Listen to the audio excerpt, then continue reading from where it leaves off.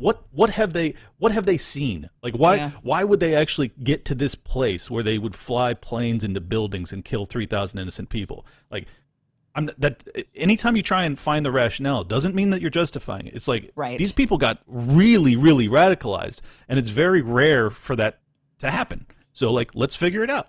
And I think that's what we're witnessing is like just a multi-decade ignoring of the genuine grievances of the Islamic world against the American empire. And I just, until we're willing to stop that process of death and destruction, I think it's going to continue and get very, very, it's going to get much, much worse, and it's eventually going to land on our homeland. And that's my greatest fear, obviously. Well, it clearly is. I mean, even because Israel apparently is America, according to Nikki Haley, right? Like an attack on Israel is an attack on America. Right. Well, at this point, I just don't know why we don't make them the 51st state. It's like, look, I mean, they say, oh, we're the greatest ally. You're our greatest ally. And I'm like, okay, but exactly how? Like, somebody spell this out. We have a NATO alliance that's an actual alliance. Ink is dried on paper, right? With Israel, we don't have any sort of defense agreement. They're not our largest trading partner. We're theirs, but they're not ours. They've never sent a single troop to any of the conflicts that we've gotten ourselves engaged in. They sent literally orange juice to South Korea when asked, like, what can you do to help us out here? And they were like, orange juice. We'll send orange juice to the troops. So I don't know where this idea of the alliance comes from. Like, what exactly is Israel providing us? But then you talk to guys like Robert F. Kennedy Jr., and what does he say? They're like an aircraft carrier, right, in the Middle East. Like, so they're a military base. So we're using them as a military base to be our eyes and ears in the Middle East, like as if we don't have enough eyes and ears. We got Turkey. They're an actual NATO ally, and they're right there on the border of all of it, right? We've got Saudi Arabia, who's been propping up the U.S. dollar's value for decades now. Do you not think they're an ally? I mean, if they turned on us and said, screw it, we're not going to sell any oil in dollars anymore, I mean, watch the dollar collapse, right? So we've got to stay on the good side of Saudi Arabia. Turkey's a NATO ally. Why is Israel the eyes and ears? We've already got eyes and ears over there that are perfectly willing to. Saudi Arabia was helping, we would direct them and say, hey, send your imams, like when they come to Mecca and they do this, send the radicals, the Salafist Wahhabis, send them off to all of these different regions and radicalize people for us on our behalf. Right. And I'll get myself in a hell of a lot of trouble, but I'm going to say it anyways. I think that there are eyes in our ears in the sense that Mossad and the CIA worked hand in hand with compromat on political figures all over the world. Epstein Island being one of the most famous cases of that.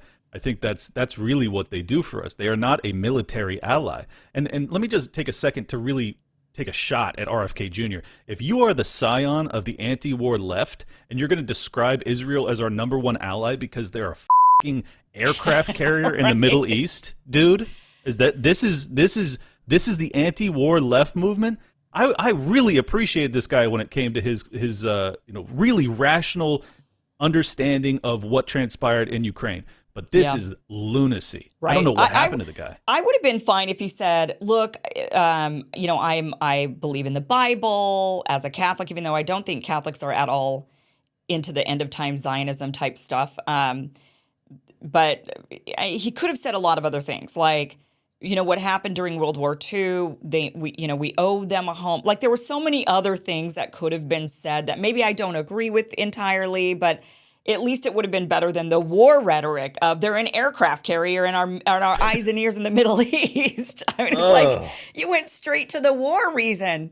I mean, there's other reasons you could have gone with. It's their homeland based on the Bible. There was like so many other answers.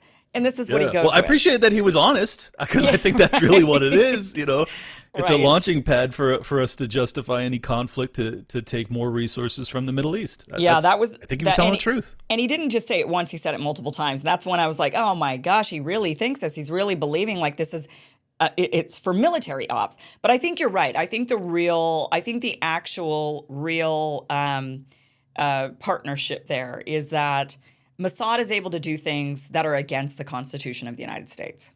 Right? Bingo. They're allowed to do things that we cannot get away with, and so we partner with them and we say, but you can do it. I can't break the law, but you can. So why don't you go ahead and do that for us? It's the exact same thing that they did with Twitter and Facebook when they instructed them to censor the American people. Right. We have decided to outsource all of our unconstitutional actions so that then we can go, we didn't do it. We just told people to do it. Right. That's It's exactly just like what's happening with Israel too. Just like Blinken going and telling the Qatar government, hey, tell Al Jazeera, which is a state-funded Qatar outlet, which they operate independently, but there are times when the government comes in and would give them directives or whatever. So Blinken says to them, hey, go and reel it in with your outlet over there because we're worried that they're going to the rhetoric in this, so the reporting, aka rhetoric, is going to escalate potentially into a wider war. So he's not worried about Israel, the optics of children being killed in Gaza and us seeing these babies being harmed. He's not worried about that escalating and inflaming people into wanting a wider war in the Middle East. He's worried about Al Jazeera's rhetoric. Only for then just shortly after we find out the head of the Gaza Al Jazeera bureau, right? Isn't he the chief of the Al Jazeera bureau in Gaza? His family was his wife, his daughter, his son were just murdered in one of the Israeli air raids. His personal home residence, less than 24 hours after the United States Secretary of State, instructs this news organization or this government to censor a news organization on coverage because it may look Israel look bad. Well, Israel then responds in kind by blowing up their head correspondent in Gaza. I'm flabbergasted by this. If it comes out that this was intentional, which it certainly looks like on face value, that's one of the most egregious things I've ever seen.